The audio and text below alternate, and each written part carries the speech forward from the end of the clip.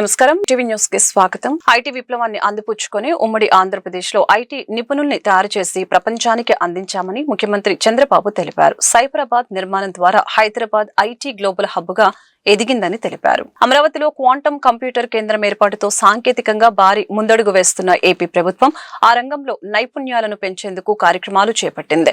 ఇందులో భాగంగా విద్యార్థులతో quantum talk by CM CBN పేరిట నిర్వహించిన కార్యక్రమంలో ముఖ్యమంత్రి చంద్రబాబు నాయుడు పాల్గొన్నారు. ఈ సందర్భంగా క్వాంటం ప్రోగ్రామ్ లో వివిధ అంశాలను ప్రజెంటేషన్ ద్వారా విద్యార్థులకి సీఎం వివరించారు. 25 ఏళ్ల క్రితం ఐటీ విజన్ రూపొందించి విప్లవాత్మక నిర్ణయాలు తీసుకున్నామని గుర్తు చేశారు. అమెరికాకు సిలికాన్ వ్యాలీ లాగానే భారత్ క్వాంటం వ్యాలీగా అమరావతిని తీర్చిదిద్దుతున్నామని తెలిపారు. విజ్ఞానం భారతీయుల డిఎన్ఏలోనే ఉందని, క్రీస్తు పూర్వం 2500లోనే భారతీయులు అర్బన్ ప్లానింగ్ చేశారని ఈ సందర్భంగా వెల్లడించారు. ఆయుర్వేద, తక్షశిల, నలంద యూనివర్సిటీలు స్కిల్ రూట్ లాంటి అంశాలను సాధించామని తెలిపారు. మీ క్యారియర్ బిల్డప్ చేసుకునే బాధ్యత మీది. All young brains, adaptability is very high. Leaders ఎవరైతే ఉన్నారో ఇండియాలో ఉండే అకాడమిక్ లీడర్స్ కానీ, పాలసీ మేకర్స్ కానీ, ఈ ఎకో సిస్టమ్ క్రియేట్ చేసే మిగిలిన వాళ్ళందరూ ఇంటలెక్చువల్స్ అంతా ముందుకు వస్తే ఇండియాని నెక్స్ట్ లెవెల్ తీసుకునే అవకాశం ఉంటుంది. నాలెడ్జ్ ఎకానమీకి బ్యాక్ బోన్ టెక్నాలజీ. ఆ టెక్నాలజీ మనం అడాప్ట్ చేసుకుని గ్లోబల్ నాలెడ్జ్, ఆ ఆలోచన విధానాన్ని గుర్తుపెట్టుకోవాల్సిందిగా నేను పిల్లలందరికీ చెప్తున్నా, స్టూడెంట్స్ అందరికీ, you are all thinking tomorrow, I am thinking next 20 years. 30 ఏళ్లకు మునుపు ఆలోచించిన విధానం చూస్తే తెలుగు వాళ్ళు ఎక్కడికి పోయినా హైయెస్ట్ పర్ క్యాపిటల్ ఇన్కమ్కి వచ్చారు. ఈ రోజు నేను చెప్పే విజన్ మీరు అర్థం చేసుకోగలిగితే మీరు ఎక్కడికి పోవాల్సిన పని లేదు. ఇక్కడ మీ ఇంట్లో కూర్చొని మీరు పనిచేసే పరిస్థితి వస్తుంది. ఒకప్పుడు గ్లోబల్ సిటిజన్స్ కావాలనుకున్నాం, గ్లోబల్ సిటిజన్స్ అయ్యారు. ఇప్పుడు గ్లోబల్ లీడర్స్ కావాలని చెప్పి ఆలోచిస్తున్నాం. ఇది కూడా మన చేతుల్లో ఉంది.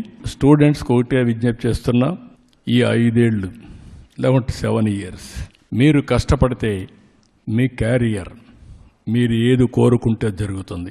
ఈ ఆపర్చునిటీ మిస్ అయితే మళ్ళీ రాదు. మీరు చేసే పని ఇన్నోవేటివ్గా చేయడం, క్రియేటివ్గా చేయడం. కూటమి ప్రభుత్వం రాష్ట్రాన్ని అభివృద్ధి సంక్షేమంలో గణనీయమైన వృద్ధి సాధించే దిశగా పనిచేస్తుందని రాష్ట్ర సమాచార శాఖ మంత్రి కొలుసు పార్థసారథి వెల్లడించారు. గత ప్రభుత్వ 5 సంవత్సరాల కాలంలో జరిగిన వినాశనాన్ని అధిగమిస్తూ ప్రజల ఆకాంక్ష మేరకు ఇచ్చిన హామీలను నెరవేరుస్తూ రాష్ట్ర అభివృద్ధికి కూటమి ప్రభుత్వం పాటుపడుతుందని తెలిపారు. మంగళవారం గాంధీనగర్ ప్రెస్ క్లబ్ లో రాష్ట్ర సమాచార శాఖ మంత్రి కొలుసు పార్థసారథి మీర్తి ప్రెస్ కార్యక్రమంలో పాల్గొన్నారు. ఈ సందర్భంగా ఆయన మాట్లాడుతూ గత ప్రభుత్వంలో జరిగిన విధ్వంసకర పాలన నేపథ్యంలో నష్టాన్ని అధిగమిస్తూ ప్రజలకు ఇచ్చిన హామీలను అమలు చేస్తూ రాష్ట్రాన్ని అభివృద్ధి పదంలో నడిపించేందుకు కూటమి ప్రభుత్వం కృషి చేస్తుందని తెలిపారు. ముఖ్యమంత్రి చంద్రబాబు నాయుడు నేతృత్వంలో రానున్న కాలంలో రాష్ట్రం అభివృద్ధి చెందుతుందని అనటంలో సందేహం లేదని తెలిపారు. అనంతరం మీడియా ప్రతినిధులు అడిగినటువంటి పలు ప్రశ్నలకు సమాధానం ఇచ్చారు. ఈ రాష్ట్రంలో ఒక స్ట్రాంగెస్ట్ పొలిటికల్ పవర్ ఉందని చెప్పేసి అటువంటి నమ్మకం కలిగించి వారి ద్వారా ఈరోజు తీసుకొస్తారని చెప్పేసి మనం చేస్తాను. గూగుల్ రావడంలో కానివ్వండి, రిలయన్స్ రావడంలో కానివ్వండి, అదేవిధంగా కాగ్నిజెంట్ రావడంలో కానివ్వండి, ఈ దిగ్గజాలు రావడంలో లోకేష్ గారి పాత్ర గణనీయమైందని చెప్పేసి కూడా నేను ఈ సందర్భంగా నేను తెలియజేస్తా ఉన్నాను. మరి ఈ ప్రభుత్వం యొక్క లక్ష్యం ఒకటే, సంక్షేమ కార్యక్రమాలు ఏదైతే మేము చెప్పామో, మరి తల్లికి వందనం కానివ్వండి, ఉచిత బస్సు కానివ్వండి, స్త్రీశక్తి కానివ్వండి, ఇవన్నీ కూడా మరి ఈ రాష్ట్రాన్ని అభివృద్ధి చేస్తుంది.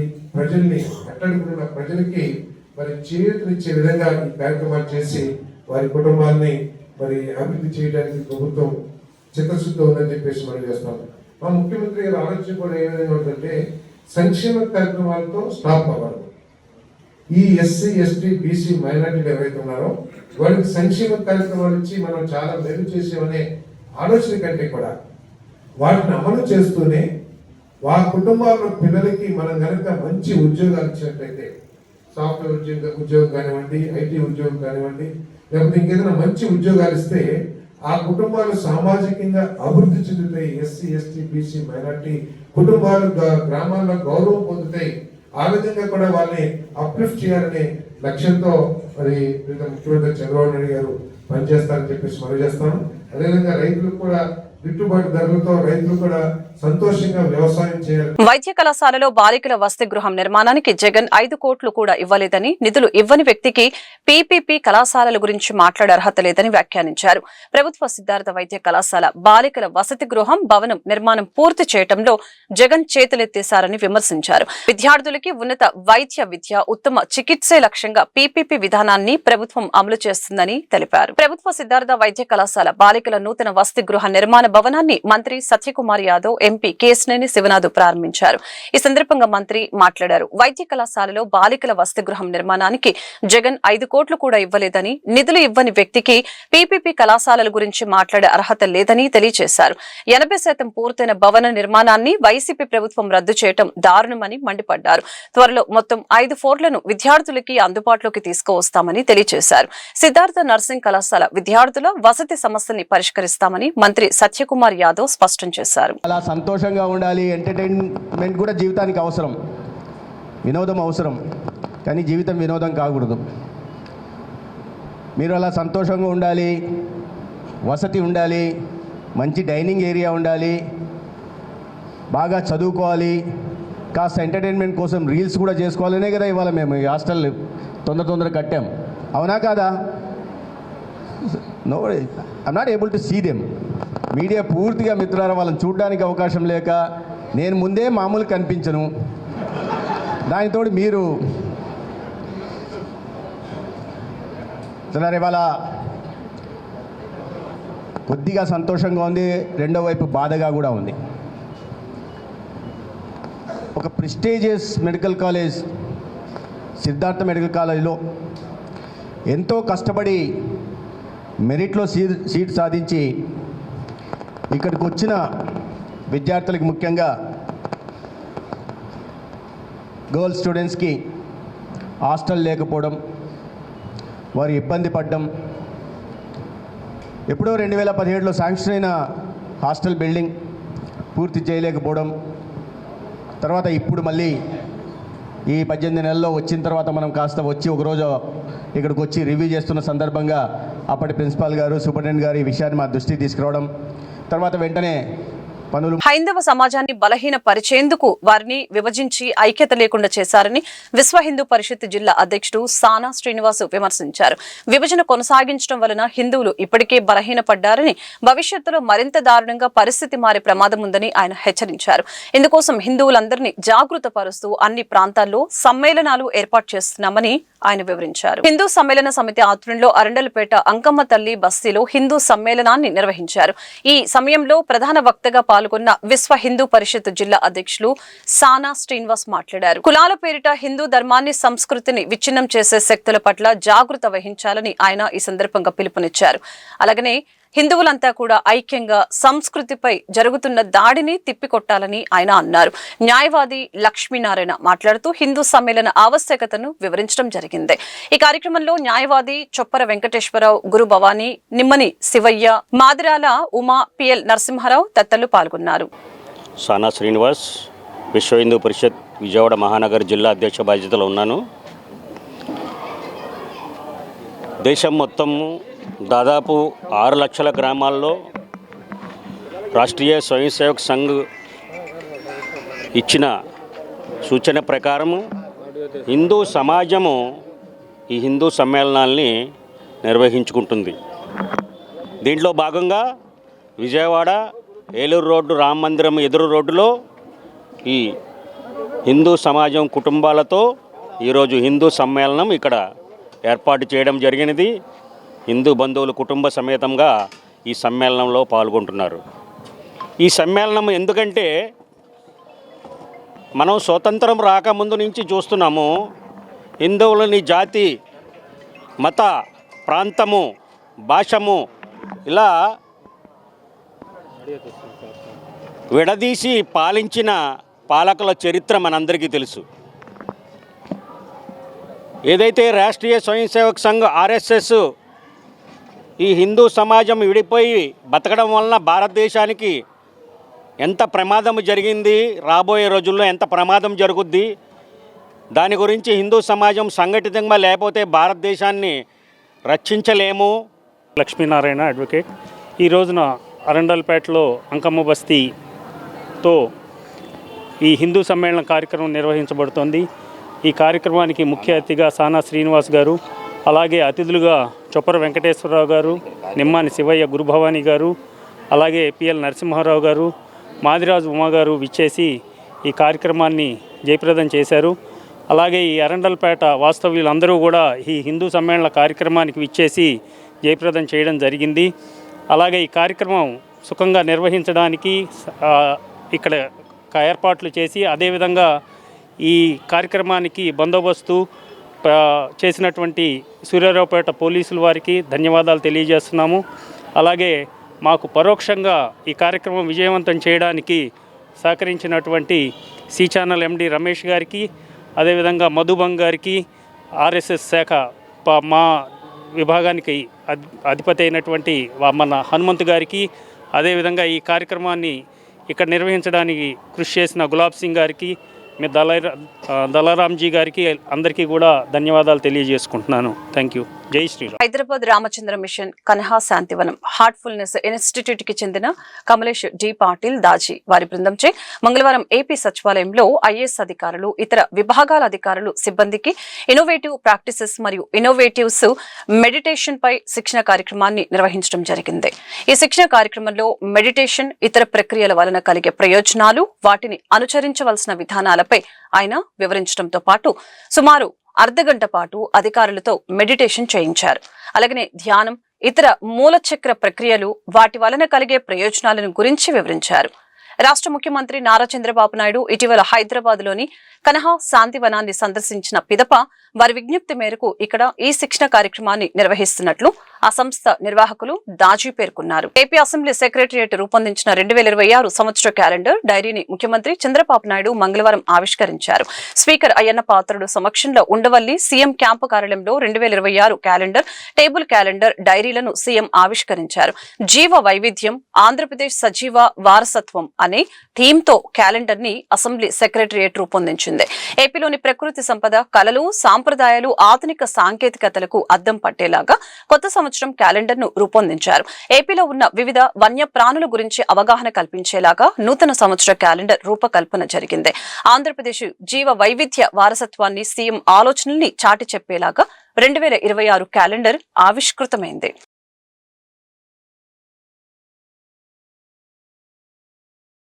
మహాత్మాగాంధీ జాతీయ గ్రామీణ ఉపాధి పథకం పేరును తొలగించడంపై all India Congress committee secretary Jaritha ఆగ్రహం వ్యక్తం చేశారు. అక్రమంగా రాహుల్ గాంధీ, సోనియా గాంధీలపై మోడీ పెట్టిన అక్రమ కేసులను కోర్టు కొట్టివేసిందని వెల్లడించారు. బీజేపీ ప్రభుత్వ నిరంకుశ విధానాలపై కాంగ్రెస్ పార్టీ ప్రజల పక్షాన పోరాటం చేస్తుందని తెలిపారు. మహాత్మాగాంధీ జాతీయ గ్రామీణ ఉపాధి హామీ పథకంలో మహాత్మాగాంధీ పేరు తొలగింపు, నేషనల్ హెరాల్డ్ కేసుపై ఏఐసిసి సెక్రటరీ జరిత ఆంధ్రరత్న భవన్ లో ప్రెస్ మీట్ నిర్వహించడం జరిగింది. మహాత్మాగాంధీ జాతీయ గ్రామీణ ఉపాధి హామీ పథకం పేరు మార్చడం ఆ పథకాన్ని నాశనం చేయటమేనని తెలియజేశారు. నేషనల్ హెరాల్డ్ కేసులో మనీ లాండరింగ్ కంప్లైంట్ ను కోర్టు డిస్మిస్ చేసిందని, రాహుల్, సోనియాలపై పర్సనల్ ద్వేషంతోనే కేసులు పెట్టారని తెలియజేశారు. కేంద్రంలో బీజేపీ నిరంకుశ పాలన చేస్తుందని, దానికి వ్యతిరేకంగా ప్రజల పక్షాన పోరాటాలు చేస్తామని తెలిపారు. The Indian National Congress welcomes the verdict in the National Herald case, and we do know that truth prevails and vendetta has been exposed. We have to understand that the recent order of the Delhi court dismissing the ED's money laundering complaint in the National Herald matter is a significant legal and moral victory for the Indian National Congress. The decision has exposed the lack of legal foundation behind years of harassment of Congress leadership in this case. We also have to understand that the politically motivated case targeting Congress Parliamentary Party Chairperson Srimati Sonia Gandhi ji and the leader of opposition Shri Rahul Gandhi ji was never about the law but driven by personal hatred, personal vendetta.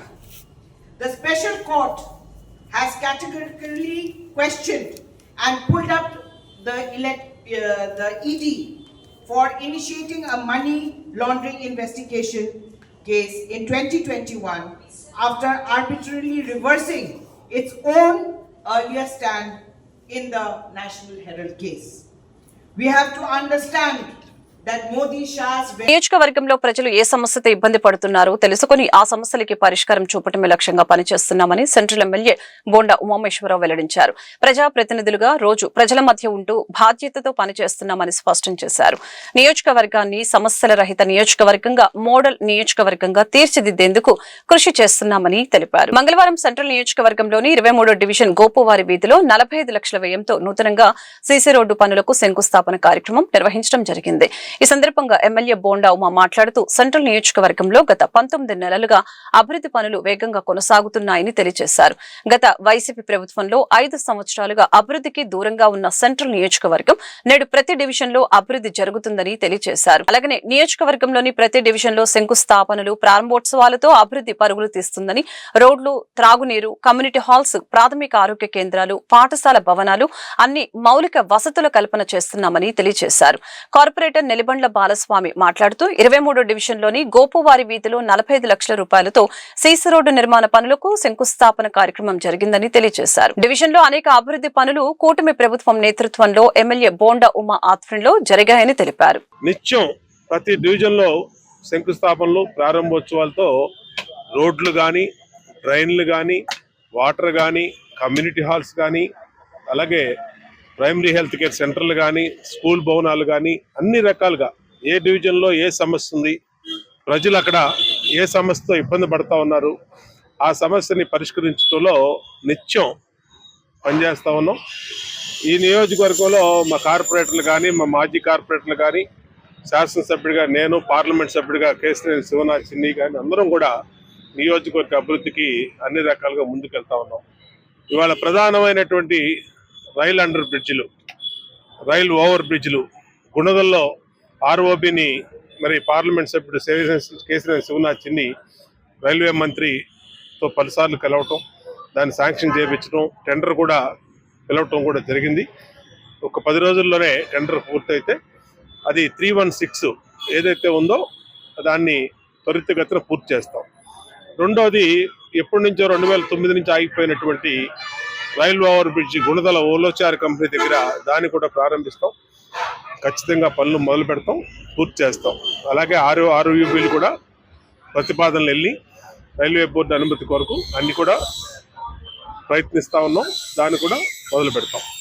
ఇవాళ 23వ డివిజన్లో స్థానిక corporator సోదరుడు నెలిబండ్ల బాల కూటమి ప్రభుత్వం అధికారంలోకి వచ్చిన తర్వాత Vijayawada central నియోజకవర్గాన్ని బోండా ఉమా గారు ఎమ్మెల్యేగా గెలిచిన 2 సంవత్సరాల లోపే సెంట్రల్ నియోజకవర్గాన్ని మోడల్ నియోజకవర్గంగా, మరి 23వ డివిజన్ని మోడల్ డివిజన్గా తీర్చిదిద్దడంలో బోండా ఉమా గారి యొక్క మార్పు ఏ రకంగా ఉంటుందో ఈరోజు ప్రజలందరూ చూస్తున్నారు.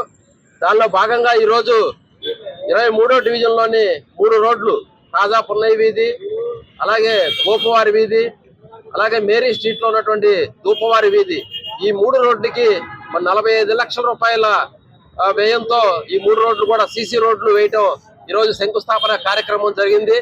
ఈ కార్యక్రమానికి ముఖ్య అతిథిగా మన శాసనసభ్యులు పేద ప్రజల పెన్నిధి బోండా ఉమామేశ్వరరావు గారు విచ్చేసి ఇక ఈ కార్యక్రమంలో పాల్గొనడం జరిగింది. మరి 400 కోట్ల రూపాయలతో కూటమి ప్రభుత్వం అధికారులు జనవరి 2 నుంచి 12వ తేదీ వరకు 36వ విజయవాడ పుస్తక మహోత్సవాలు జరుగుతాయని ఎంఎస్కో విజయ్ కుమార్ వెల్లడించారు. పుస్తక అభిమానులు, దేశవ్యాప్తంగా ఉన్న ప్రచురణకర్తలు, రచయితలు వేలాది మంది ఈ కార్యక్రమానికి హాజరవుతారని చెప్పారు. పెద్ద సంఖ్యలో పుస్తక అభిమానులు పాల్గొని జయప్రదం చేయాలని కోరారు. విజయవాడ బుక్ ఫెస్టివల్ సొసైటీ ఆధ్వర్యంలో మంగళవారం మీడియా సమావేశం నిర్వహించడం జరిగింది. కార్యక్రమంలో ఎంఎస్కో విజయ్ కుమార్, సొసైటీ అధ్యక్షులు T Manohar Naidu, secretary K Lakshmaiah తదితరులు పాల్గొని మాట్లాడారు. లక్షలాది పుస్తకాల ఆవిష్కరణ ఈ కార్యక్రమంలో జరుగుతుందని తెలిపారు. మున్సిపల్ స్టేడియంలో జరిగే ఈ కార్యక్రమానికి ప్రభుత్వ ప్రధాన కార్యదర్శి విజయానంద్ వంటి ప్రముఖులు హాజరవుతారని అన్నారు. బుక్ ఫెస్టివల్ లో భాగంగా ప్రతిరోజు ప్రత్యేక సాహిత్య కార్యక్రమాలు జరుగుతాయని చెప్పారు. పుస్తక అభిమానులు తరలి వచ్చి ఈ కార్యక్రమాన్ని జయప్రదం చేయాలని కోరారు. జనవరి 2వ తారీఖు నుంచి 12వ తారీఖు వరకు ఈ యొక్క పుస్తక మహోత్సవం నిర్వహించడానికి సన్నాహాలు ఏర్పాటు చేశాం. ఈ 2వ తారీఖు నుంచి ప్రతిరోజు 2 గంటలకు స్టార్ట్ అయ్యి 9 గంటల వరకు ఈ విజయవాడ పుస్తక మహోత్సవంలో ఈ ప్రదర్శన ప్రారంభమైనప్పటి నుంచి 12వ తారీఖు వరకు కూడా ప్రతిరోజు 2 నుంచి రాత్రి 9 వరకు ఈ పుస్తక ప్రారంభంలో ఉంటుంది. అదేవిధంగా ఈ పుస్తక మహోత్సవం ప్రధాన వేదికకు డాక్టర్ బివి పట్టాభిరావు పేరు, అదేవిధంగా ప్రతిభా వేదికకు నార్లేకర్ గారి పేరుతో ఈ సమావేశాలు ఏర్పాటు చేశాం.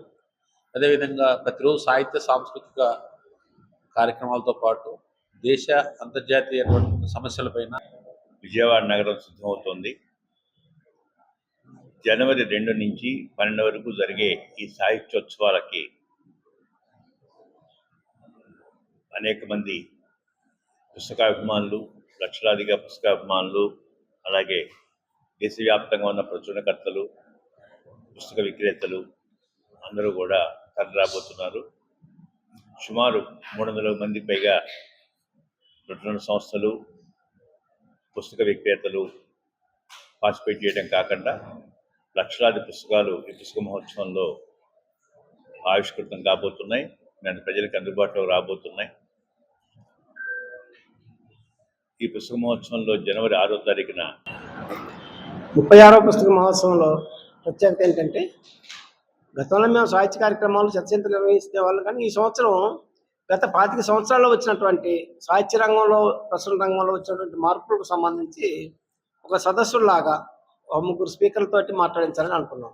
అందులో భాగంగా తెలుగు కథ మీద 25 ఏళ్ల కాలంలో వచ్చినటువంటి మార్పు, అంటే నవల 25 ఏళ్ల నవల, 25 ఏళ్ల విమర్శ, సాహిత్య విమర్శ, 25 ఏళ్ల బాల సాహిత్యం, అనువాద సాహిత్యం, అట్లనే ప్రచురణ రంగం, ఈ రంగాల్లో వచ్చినటువంటి మార్పులకు సంబంధించి ప్రతిరోజు ఒక కార్యక్రమం ఉంటుంది. ఈ సబ్జెక్టు మీద 2 తెలుగు రాష్ట్రాల్లో ఉన్నటువంటి ఈ వార్తలు ఇంతటితో సమాప్తం. మరొక బులెటిన్ మళ్ళీ కలుద్దాం. నమస్కారం.